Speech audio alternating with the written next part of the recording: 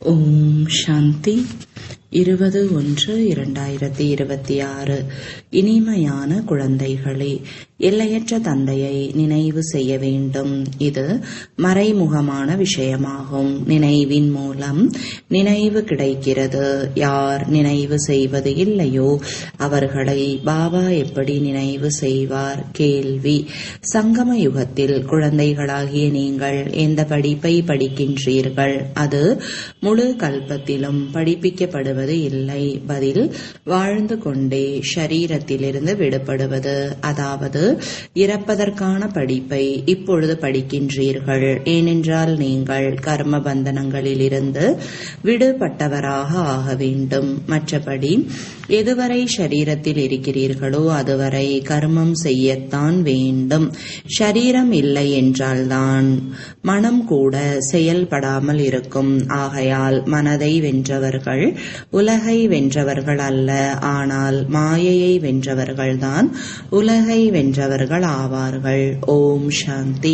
தந்தை வந்து குழந்தைகளுக்கு புரிய வைக்கிறார். ஏனென்றால் எதுவும் தெரியாதவர்களுக்கு தான் கல்வி கற்பிக்கப்படுகிறது என்பதை குழந்தைகள் தெரிந்துள்ளார்கள். எல்லையற்ற தந்தை உயர்ந்ததிலும் உயர்ந்த இறைவன் வருகிறார் என்றால் யாருக்கு கற்பிப்பார்? கண்டிப்பாக யார் உயர்ந்ததிலும் உயர்ந்த முற்றிலும் எதுவும் புரியாதவர்களாக இருப்பார்களோ அவர்களுக்கே ஆகும். ஆகையால் தான் அழிவிற்கான காலத்தில் அன்பற்ற புத்தி என்று சொல்லப்படுகிறது. எப்படி அன்பற்ற புத்தி உடையவர்களாக ஆகிவிட்டார்கள்? 84 லட்சம் பிறவிகள் என்று எழுதப்பட்டிருக்கிறது அல்லவா? எனவே பாபாவையும் கூட 84 லட்சம் பிறவிகளுக்கு கொண்டு சென்று விட்டார்கள். பரமாத்மா நாய், பூனை, ஜீவ ஜந்துகளில் இருக்கிறார் என்று சொல்லிவிட்டார்கள். இதை இரண்டாவது கருத்தாக புரிய வைக்க வேண்டும் என்று குழந்தைகளுக்கு புரிய வைக்கப்படுகிறது. யாராவது புதியவர்கள் வந்தால் அவர்களுக்கு முதலில் எல்லைக்கு உட்பட்ட மற்றும் எல்லைக்கு அப்பாற்பட்ட தந்தையின் அறிமுகத்தை கொடுக்க வேண்டும் என்று பாபா புரிய வைக்கிறார். அவர் எல்லைக்கு அப்பாற்பட்ட பெரிய தந்தை மற்றும் இவர் எல்லைக்கு உட்பட்ட சிறிய தந்தை ஆவார். எல்லையற்ற தந்தை என்றால் எல்லையற்ற ஆத்மாக்களின் தந்தை. பிரம்மா பாபா எல்லைக்கு உட்பட்ட தந்தை, ஜீவ ஆத்மாக்களின் தந்தையாக ஆகிவிட்டார். அவர் சிவ தந்தை, அனைத்து ஆத்மாக்களுக்கும் தந்தையாவார். இந்த ஞானத்தை கூட அனைவரும் ஒரே மாதிரி தாரணை செய்ய முடியாது. சிலர் 1% தாரணை செய்கிறார்கள் என்றால் சிலர் 95% தாரணை செய்கிறார்கள். இது புரிந்து கொள்ள வேண்டிய விஷயம். சூரிய வம்ச ராஜ்யம் இருக்கும் அல்லவா? ராஜா ராணி எப்படியோ அப்படியே பிரஜைகளும் இருப்பார்கள். இது புத்தியில் வருகிறது அல்லவா? பிரஜைகளில் அனைத்து விதமான மனிதர்களும் இருக்கிறார்கள். பிரஜைகள் என்றால் பிரஜைகளே. இதுவும் ஒரு கல்வி என்று தந்தை புரிய வைக்கிறார். தங்களுடைய புத்தியின்படி ஒவ்வொருவரும் படிக்கிறார்கள். ஒவ்வொருவருக்கும் அவரவருடைய நடிப்பு கிடைத்திருக்கிறது. கல்பத்திற்கு முன்பு யார் எவ்வளவு கடைபிடித்தார்களோ அந்த அளவிற்கு இப்பொழுதும் தாரணை செய்கிறார்கள். படிப்பு ஒரு பொழுதும் மறைந்திருக்க முடியாது. படிப்பின் படிதான் பதவி கிடைக்கிறது. இன்னும் கொஞ்சம் போனால் தேர்வு நடந்தே ஆகும் என்று பாபா புரிய வைக்கிறார். தேர்வு நடக்காமல் தேர்ச்சி என்பது நடக்க முடியாது. கடைசியில் அனைத்தும் தெரியும். ஆனால் இப்போது கூட நாம் எந்த பதவியை அடைவதற்கு தகுதியானவர்கள் என்று புரிந்து கொள்ள முடியும். வெட்கப்பட்டு கொண்டு அனைவரோடும் சேர்ந்து கையை உயர்த்தி விடுகிறார்கள். நாம் எப்படி லக்ஷ்மி நாராயணனாக ஆக முடியும் என்று மனதில் புரிந்து கொள்ளவும் செய்கிறார்கள். இருந்தாலும் கையை உயர்த்தி விடுகிறார்கள். புரிந்து கொண்டே கையை உயர்த்தி விடுவதை கூட அஞ்ஞானம் என்றே சொல்லலாம். எவ்வளவு அஞ்ஞானமாக இருக்கிறது என்பதை பாபா உடனே புரிந்து கொள்கிறார். இதைவிட அந்த மாணவர்களுக்கு புத்தி இருக்கிறது. நாம் பட்டம் பெறுவதற்கு தகுதியானவர்கள் இல்லை, தேர்ச்சி பெற மாட்டேன் என்று புரிந்து கொள்கிறார்கள். கொள்கிறார்கள். இதைவிட அந்த அஞ்ஞானிகள் நல்லவர்கள். அவர்கள் ஆசிரியர் என்ன படிப்பிக்கின்றாரோ அதில் நாம் எவ்வளவு மதிப்பெண்கள் எடுப்போம் என்று புரிந்து கொள்கிறார்கள். நாங்கள் மதிப்புடன் தேர்ச்சி பெறுவோம் என்றால் சொல்வார்கள். எனவே இங்கு அந்த அளவிற்கு கூட புத்தி இல்லை என்று நிரூபணமாகிறது. அதிக தேக அபிமானம் இருக்கிறது. நீங்கள் லக்ஷ்மி நாராயணனாக ஆக வந்துள்ளீர்கள் என்றால் செயல்பாடுகள் மிக நன்றாக இருக்க வேண்டும் அல்லவா? சிலர் விநாச காலத்தில் அன்பற்ற புத்தியுடையவர்களாக இருக்கிறார்கள். ஏனென்றால் விதிப்படி அன்பு இல்லை எனும்போது அவர்களுடைய நிலை என்னவாகும்? உயர்ந்த பதவியை அடைய முடியாது. அழிவிற்கான காலத்தில் அன்பற்ற புத்தி என்பதன் பொருள் என்ன என்பதை பாபா அமர்ந்து குழந்தைகளாகிய உங்களுக்கு புரிய வைக்கிறார். குழந்தைகளை முழுமையாக புரிந்து கொள்ளவில்லை என்றால் மற்றவர்கள் என்ன புரிந்து கொள்வார்கள்? எந்த குழந்தைகள் நாம் சிவபாபாவின் குழந்தைகள் என்று புரிந்து கொள்கிறார்களோ அவர்களே முழுமையான பொருளை புரிந்து கொள்வது இல்லை. பாபாவை நினைவு செய்ய வேண்டும் என்பது மறைமுகமான விஷயமாகும். படிப்பு மறைமுகமானது இல்லை அல்லவா? படிப்பில் வரிசைப்படியாக இருக்கிறது. அனைவரும் ஒரே மாதிரி படிப்பார்களா என்ன? இவர்கள் இன்னும் குழந்தைகள் என்று பாபா புரிந்து கொள்கிறார். இப்படிப்பட்ட தந்தையை 3-4 மாதங்கள் கூட நினைவே செய்வது இல்லை. அவர்களுடைய கடிதம் வரும் வரை நினைவு செய்கிறார்களா இல்லையா என்பது எப்படி தெரியும்? பிறகு அந்த கடிதத்தில் இந்த ஆன்மீக சேவை செய்கின்றேன் என்ற சேவை செய்திகளும் வர வேண்டும். நிரூபணம் தேவை அல்லவா? அப்படி தேக அபிமானம் உடையவர்களாக உள்ளார்கள். ஒரு பொழுதும் நினைவு செய்வது இல்லை. சேவையின் நிரூபணத்தை காட்டுவது இல்லை. இன்னார் வந்தார், அவருக்கு புரிய வைத்தேன் என்று சிலர் செய்தி எழுதுகிறார்கள் எனும் பொழுது பாபாவும் குழந்தை உயிருடன் இருக்கிறது என்று புரிந்து கொள்கிறார். சேவையின் செய்திகளை சரியாக கொடுக்கிறார்கள். சிலர் 3-4 மாதங்கள் வரை கடிதம் எழுதுவதே இல்லை. செய்தி எதுவும் இல்லை என்றால் இறந்து விட்டார் அல்லது நோயுற்று இருக்கிறார் என்று புரிந்து கொள்ளப்படுகிறது. நோயுற்ற மனிதர்கள் கடிதம் எழுத முடியாது. என்னுடைய உடல்நிலை சரியில்லாமல் இருந்தது, ஆகையால் தான் கடிதம் எழுதவில்லை என்றும் சிலர் எழுதுகிறார்கள். சிலர் நோயுறுவதும் இல்லை, செய்தியும் சொல்வது இல்லை. தேக அபிமானம் இருக்கிறது. பிறகு தந்தை யாரை நினைவு செய்வார்? நினைவின் மூலம்தான் தந்தையின் நினைவுடன் தொடர்பு கிடைக்கிறது. ஆனால் தேக உணர்வு இருக்கிறது. என்னை சர்வவியாபி என்று சொல்லி 84 லட்சத்தை விடவும் அதிகமான பிறவிகளில் கொண்டு போய் விட்டார்கள் என்று பாபா வந்து புரிய வைக்கிறார். மனிதர்களுடைய புத்தி கல் புத்தி என்று சொல்லப்படுகிறது. பகவானை கல்லிலும் உள்ளிலும் இருக்கிறார் என்று சொல்லிவிட்டார்கள். எனவே இது எல்லையற்ற நிந்தனை ஆகிவிட்டது அல்லவா? ஆகையால் பாபா கூறுகிறார், என்னை எவ்வளவு நினைவு செய்கிறார்கள்? நீங்கள் இப்பொழுது வரிசைப்படியாக புரிந்து கொண்டீர்கள். நீங்கள் வந்தீர்கள் என்றால் நாங்கள் பலியாவோம், தங்களை வாரிசாக ஆக்குவோம் என்று பக்தி மார்க்கத்தில் பாடுகிறார்கள். கல்லிலும் உள்ளிலும் இருக்கிறார் என்று சொல்வது வாரிசாக ஆக்குவது ஆகுமா? எவ்வளவு நிந்தனை செய்கிறார்கள். அதனால்தான் பாபா எப்பொழுதெல்லாம் தர்மம் கிட்ட அதர்மம் தலை தூக்குகிறதோ என்று கூறுகிறார். குழந்தைகளாகிய நீங்கள் இப்பொழுது தந்தையை தெரிந்துள்ளீர்கள் எனும் பொழுது தந்தையை எவ்வளவு புகழ் பாடுகிறீர்கள். சிலர் மகிமை என்ன நினைவு செய்து 2 வார்த்தைகள் கூட ஒரு பொழுதும் எழுதுவது இல்லை. தேக அபிமானம் உடையவர்களாக ஆகியுள்ளார்கள். நமக்கு தந்தை கிடைத்திருக்கிறார், நம்முடைய தந்தை நமக்கு கற்பிக்கிறார் என்று குழந்தைகளாகிய நீங்கள் புரிந்து கொள்கிறீர்கள். பகவானுடைய மகா வாக்கியம் அல்லவா?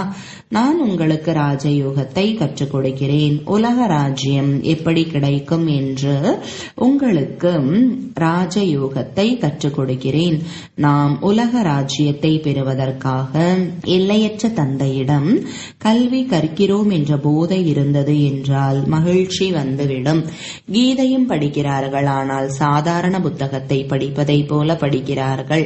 கிருஷ்ண பகவானுடைய மகா வாக்கியம் ராஜயோகத்தை கற்றுக் கொடுக்கிறார். கொடுக்கிறேன், அவ்வளவுதான். அந்த அளவிற்கு புத்தியின் நினைவோ அல்லது மகிழ்ச்சியோ இருப்பது இல்லை. கீதையை படிக்கக்கூடியவர்களிடத்திலோ அல்லது சொல்பவர்களிடத்திலோ அந்த அளவிற்கு மகிழ்ச்சி இருப்பது இல்லை. கீதையை படித்து முடித்துவிட்டு தொழிலுக்கு சென்று விடுகின்றனர், அவ்வளவுதான். எல்லையற்ற தந்தை நமக்கு கற்பிக்கிறார் என்பது இப்பொழுது உங்களுடைய புத்தியில் இருக்கிறது. வேறு யாருடைய புத்தியிலும் நமக்கு பகவான் கற்பிக்கிறார் என்பது வராது.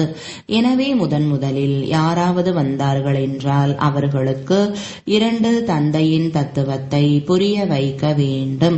சொர்க்கமாக இருந்த பாரதம் இப்பொழுது நரகமாக இருக்கிறது என்று சொல்லுங்கள். நாங்கள் சத்யுகத்திலும் இருக்கிறோம், கலியுகத்திலும் இருக்கிறோம் என்று யாரும் சொல்ல முடியாது. யாருக்கு துக்கம் கிடைக்கிறதோ அவர்கள் நரகத்தில் இருக்கிறார்கள், யாருக்கு சுகம் கிடைக்கிறது என்றால் சொர்க்கத்தில் இருக்கிறார்கள். இப்படி அநேகர் சொல்கிறார்கள். துக்கமான மனிதர்கள் நரகத்தில் இருக்கிறார்கள், நாங்கள் அதிக சுகத்தில் இருக்கிறோம். மாட மாளிகைகள் போன்ற அனைத்தும் இருக்கிறது. வெளியில் பகட்டான அதிகமான சுகத்தை பார்க்கிறார்கள் அல்லவா? சத்தியுக சுகம் இங்கே இருக்க முடியாது என்பதை இப்பொழுது புரிந்து கொள்கிறீர்கள். சத்தியுகத்தை கலியுகம் என்று சொன்னாலும் கலியுகத்தை சத்தியுகம் என்று சொன்னாலும் இரண்டும் ஒன்றுதான் என்பது கிடையாது. அப்படி புரிந்து கொள்பவர்களை அஞ்ஞானிகள் என்றே சொல்ல முடியும். எனவே முதலில் தந்தையின் தத்துவத்தை சொல்ல வேண்டும். பாபாதான் தன்னுடைய அறிமுகத்தை அளிக்கிறார். வேறு யாரும் தெரிந்திருக்கவில்லை. பரமாத்மா சர்வவியாபி என்று சொல்லிவிடுகிறார்கள். ஆத்மாவும் பரமாத்மாவும் ரூபத்தில் ஒன்றுதான். நீங்கள் இப்பொழுது சித்திரங்களில் காட்டுகிறீர்கள். அவரும் ஆத்மாதான், ஆனால் அவரை பரம ஆத்மா என்று சொல்லப்படுகிறது. அவர் எப்படி வருகிறார் என்பதை பாபா அமர்ந்து புரிய வைக்கிறார். அனைத்து ஆத்மாக்களும் பரம்தாமத்தில் இருக்கின்றன.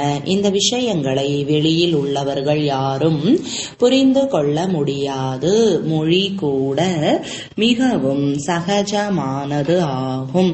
கீதையில் ஸ்ரீ கிருஷ்ணரின் பெயரை போட்டுவிட்டார்கள். கிருஷ்ணர் ஒன்றும் கீதையை சொல்வது இல்லை. அவர் என்னை மட்டும் நினைவு செய்யுங்கள் என்று அனைவருக்கும் சொல்ல முடியாது. தேகதாரியின் நினைவினால் பாவங்கள் அழிவதில்லை. கிருஷ்ண பகவானுடைய மகா வாக்கியம். தேகத்தின் அனைத்து சம்பந்தங்களையும் விட்டுவிட்டு என்னை மட்டும் நினைவு செய்யுங்கள். ஆனால் தேகத்தின் சம்பந்தம் கிருஷ்ணருக்கும் இருக்கிறது. மேலும் அவர் சிறிய குழந்தையாக இருக்கிறார் அல்லவா? இது கூட எவ்வளவு பெரிய தவறாக இருக்கிறது. ஒரு தவறினால் எவ்வளவு வித்தியாசம் வந்து விடுகிறது. பரமாத்மா சர்வ வியாபியாக இருக்க முடியாது. அனைவருக்கும் சத்கதியை வழங்கும் வள்ளல் என்று அவரை சொல்லப்படுகிறது. பிறகு அவரும் துர்கதியை அடைகிறாரா என்ன? இவை அனைத்தும் சிந்தனை செய்ய வேண்டிய விஷயங்கள், நேரத்தை வீணாக்கும் விஷயங்கள் அல்ல. எங்களுக்கு நேரமில்லை என்று மனிதர்கள் சொல்கிறார்கள். வந்து பாடம் எடுத்துக் கொள்ளுங்கள் என்று நீங்கள் அழைக்கிறீர்கள். அவர்கள் நேரமில்லை என்று சொல்கிறார்கள். 2 நாட்கள் வருவார்கள், பிறகு 4 நாட்கள் வரமாட்டார்கள். படிக்கவில்லை என்றால் எப்படி லக்ஷ்மி நாராயணனாக ஆக முடியும்? மாயையின் வேகம் எவ்வளவு அதிகமாக இருக்கிறது. எந்த வினாடி எந்த நிமிடம் கடந்து செல்கிறதோ அது அப்படியே திரும்பவும் நடக்கிறது என்று பாபா புரிய வைக்கிறார். எண்ணில் அடங்காத முறை திரும்ப நடந்து கொண்டே இருக்கும். இப்பொழுது பாபாவின் மூலம் கேட்டுக்கொண்டிருக்கிறீர்கள். பாபா பிறப்பு இறப்பில் வருவது கிடையாது. முழுமையாக பிறப்பு இறப்பில் யார் வருகிறார், யார் வருவது இல்லை என்பதன் வேறுபாட்டை தெளிவுபடுத்தப்படுகிறது. ஒரே ஒரு தந்தையானவர் மட்டுமே பிறப்பு இறப்பில் வருவது இல்லை. மற்றவர்கள் அனைவரும் வருகிறார்கள். ஆகையால் தான் சித்திரங்களும் காட்டப்பட்டு இருக்கிறது. பிரம்மா மற்றும் விஷ்ணு இருவரும் பிறப்பு இறப்பில் வருகிறார்கள். பிரம்மாவிலிருந்து விஷ்ணு, விஷ்ணுவிலிருந்து பிரம்மாவாக நடிப்பில் வந்து சென்று கொண்டு இருக்கிறார்கள். இதற்கு முடிவு என்பதே கிடையாது. இந்த சித்திரங்களை அனைவரும் வந்து பார்ப்பார்கள் மற்றும் புரிந்து கொள்வார்கள். மிகவும் சகஜமாக புரிந்து கொள்ள வேண்டிய விஷயம். நாம் தான் பிராமணர்களாக இருக்கிறோம், பிறகு நாம் க்ஷத்திரியர்களாக ஆவோம், வைஷ்யர்களாகவும் சூத்ரர்களாகவும் ஆவோம் என்பது புத்தியில் வர வேண்டும். பிறகு பாபா வருவார், நாம் பிராமணர்களாக ஆகிவிடுவோம். இதை நினைவு செய்தால் கூட சுய தரிசன சக்கரதாரிகளாக ஆகிவிடுவீர்கள். அநேகருக்கு நினைவு நிற்பதே இல்லை. பிராமணர்களாகிய நீங்கள் தான் சுய தரிசன சக்கரதாரிகளாக ஆகின்றீர்கள். தேவதைகள் அப்படி ஆவது இல்லை. இந்த சக்கரம் எப்படி சுழல்கிறது என்பது ஞானமாகும். இந்த ஞானத்தை பெற்றதன் மூலம் அவர்கள் தேவதைகளாக ஆகியுள்ளார்கள். உண்மையில் எந்த மனிதனும் சுயதரிசன சக்கரத்தை சுற்றுபவர் என்று சொல்லிக் கொள்ள தகுதியானவர்கள் இல்லை. மனிதர்களுடைய உலகம் மரண உலகம் தனியாக இருக்கிறது. எப்படி பாரதவாசிகளின் பழக்க வழக்கங்கள் தனியாக இருக்கிறது, அதுபோல அனைவருடையதும் தனித்தனியாக இருக்கிறது. தேவதைகளுடைய பழக்க வழக்கங்கள் தனிப்பட்டது, மரண உலகத்தின் மனிதர்களுடைய பழக்க வழக்கங்கள் தனிப்பட்டது. இரவுக்கும் பகலுக்கும் உண்டான வித்தியாசம் இருக்கிறது. ஆகையால் தான் நாங்கள் தூய்மையற்றவர்களாக இருக்கிறோம் என்று அனைவரும் சொல்கிறார்கள். ஹே பகவான், தூய்மையற்ற உலகத்தில் இருக்கும் எங்கள் அனைவரையும் தூய்மையாக ஆக்குங்கள் என்று சொல்கிறார்கள். இன்றிலிருந்து 5000 ஆண்டுகளுக்கு முன் தூய்மையான உலகம் இருந்தது என்பது உங்களுடைய புத்தியில் இருக்கிறது. அதை சத்யுகம் என்று சொல்லப்படுகிறது. திரேதா யுகத்தை அப்படி சொல்ல முடியாது. சத்யுகம் முதல் தரமானது, திரேதா யுகம் 2ஆம் தரமானது என்று பாபா புரிய வைத்திருக்கிறார். எனவே ஒவ்வொரு விஷயத்தையும் நல்ல விதத்தில் தாரணை செய்ய வேண்டும். யாராவது வந்து கேட்டால் அதிசயப்பட வேண்டும். சிலர் அதிசயப்படுகிறார்கள், ஆனால் அவர்கள் முயற்சி செய்வதற்கு நேரம் இருப்பது இல்லை. கண்டிப்பாக தூய்மையாக இருக்க வேண்டும் என்பதை கேட்கிறார்கள். இந்த காம விகாரம்தான் மனிதர்களை தூய்மையற்றவர்களாக ஆக்குகிறது. இதை வெல்வதன் மூலம்தான் நீங்கள் உலகத்தை வென்றவர்களாக ஆக முடியும். காம விகாரத்தை வென்று உலகை வென்றவர்களாக ஆகுங்கள் என்று பாபா கூறியுள்ளார். மனிதர்கள் மனதை வென்றவர்கள், உலகத்தை வென்றவர்கள் என்று சொல்லிவிட்டார்கள். மனதை வசப்படுத்துங்கள். ஷரீரத்தில் இல்லாமல் இருந்தால்தான் மனம் செயல்படாமல் இருக்கும். மற்றபடி மனம் ஒரு பொழுதும் செயல்படாமல் இருக்காது. கர்மம் செய்வதற்காகவே தேகம் கிடைத்திருக்கிறது எனும் பொழுது எவ்வாறு கர்மாதீத் நிலையில் எப்படி இருப்பீர்கள்? பிணம் போன்ற நிலையை தான் கர்மாதீத் நிலை என்று சொல்லப்படுகிறது. வாழ்ந்து கொண்டிருக்கும் போதே இறப்பது என்றால் ஷரீரத்திலிருந்து விடுபட்ட நிலை. உங்களுக்கும் கூட ஷரீரத்திலிருந்து விடுபடுவதற்கான வழியை கற்பிக்கிறார். ஆத்மா ஷரீரத்திலிருந்து தனிப்பட்டதாகும். ஆத்மா பரம்தாமத்தில் இருக்கக்கூடியது. ஆத்மா ஷரீரத்தில் பிரவேசிக்கிறது என்றால் அதை மனிதன் என்று சொல்லப்படுகிறது. கர்மம் செய்வதற்காகவே ஷரீரம் கிடைக்கிறது. ஒரு ஷரீரத்தை விட்டுவிட்டால் கர்மம் செய்வதற்கு ஆத்மா வேறொரு ஷரீரத்தை எடுக்க வேண்டும். கர்மம் செய்ய வேண்டியது இல்லை எனும்போதுதான் அமைதியாக இருப்பார்கள். மூலவதனத்தில் கர்மம் இருப்பதில்லை. சிருஷ்டி சக்கரம் இங்கேதான் சுழல்கிறது.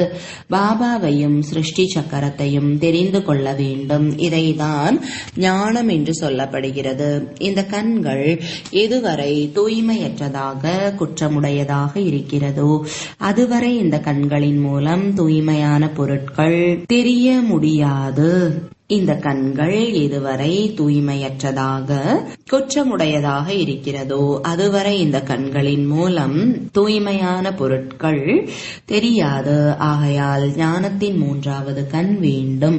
எப்பொழுது நீங்கள் கர்மாதீத் நிலையை அடைவீர்களோ, தேவதைகளாக ஆவீர்களோ, அதன் பிறகு இந்த கண்களின் மூலம் தேவதைகளை பார்த்து கொண்டே இருப்பீர்கள். மற்றபடி இந்த சரீரத்தில் இந்த கண்களின் மூலம் கிருஷ்ணரை பார்க்க முடியாது. மற்றபடி காட்சியை காண்பதன் மூலம் ஏதும் கிடைக்கிறதா என்ன? அல்ப காலத்திற்கான மகிழ்ச்சி இருக்கிறது. ஆசை பூர்த்தியாகி விடுகிறது. நாடகத்தில் காட்சிகளின் நடிப்பும் பதிவாகி இருக்கிறது. இதனால் எந்த பலனும் ஏற்படுவது இல்லை. நல்லது. இனிமையிலும் இனிமையான காணாமல் கண்டெடுக்கப்பட்ட செல்லமான குழந்தைகளுக்கு தாயும் தந்தையுமான பாப்தாதாவின் அன்பு நினைவுகளும் காலை வணக்கங்களும். ஆன்மீக குழந்தைகளுக்கு ஆன்மீக தந்தையின் வணக்கங்கள். ஆன்மீக தந்தைக்கு ஆன்மீக குழந்தைகளின் அன்பு நினைவுகளும் வணக்கங்களும். தாரணைக்கான முக்கிய சாரம். முதலாவது, ஷரீரத்திலிருந்து தனிப்பட்ட ஆத்மா நான் வாழ்ந்து கொண்டே இந்த ஷரீரத்தில் இருக்கிறேன், சவத்தை போல.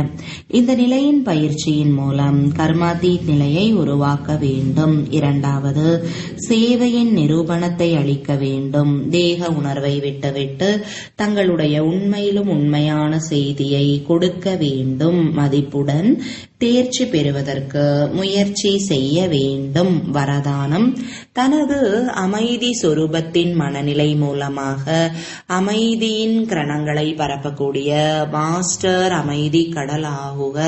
விளக்கம், தற்சமயத்தில் உலகின் ஆத்மாக்களுக்கு அனைத்தையும் விட அதிகமான அவசியமாக இருப்பது உண்மையான அமைதி.